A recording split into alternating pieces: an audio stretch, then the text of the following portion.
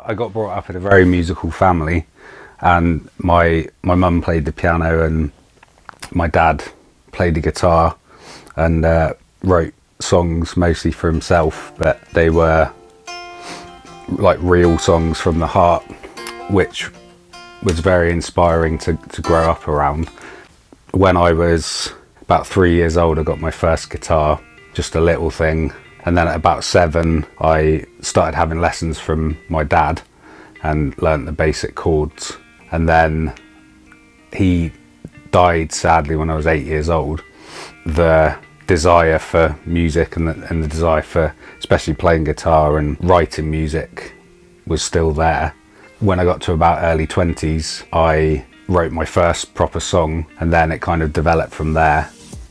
I studied songwriting for quite a few years, reading as many books as I could, and I found a mentor online who was a head of one of the major publishing houses years ago. One of the things he would often say is that if you have the skill of licensing music, then you're set for life. And at first I didn't really know what he was talking about, but then in time started to look into what that actually meant. I started reading books which were more about the publishing side of things. The new way that different industry people were recommending was placement into TV, film and advertising. I'd been buying books for quite a few years and searching stuff on Google, trying to learn as much as I possibly could. And then on Facebook, this guy kept popping up with clips of him talking to camera about licensing and about sync.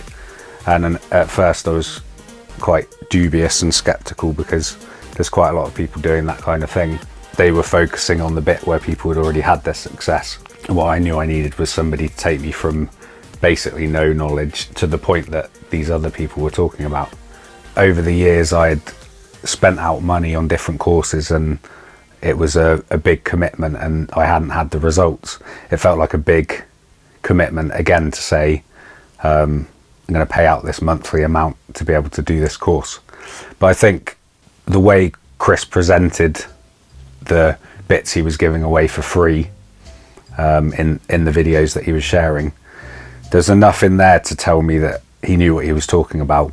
I've never encountered anything that's so succinct. It's actionable, so then it's not just information that you then have to think, well, what do I do with this? It's actually specific steps that you can take. So also as part of the course we got to meet with music supervisors, and the first one we met with, a lady called Liz Lawson, talked about some of the stuff she was working on, and as a result I was able to pitch some of my friends' music to her, and that's actually been placed in a film called Go Back to China that's coming out this year.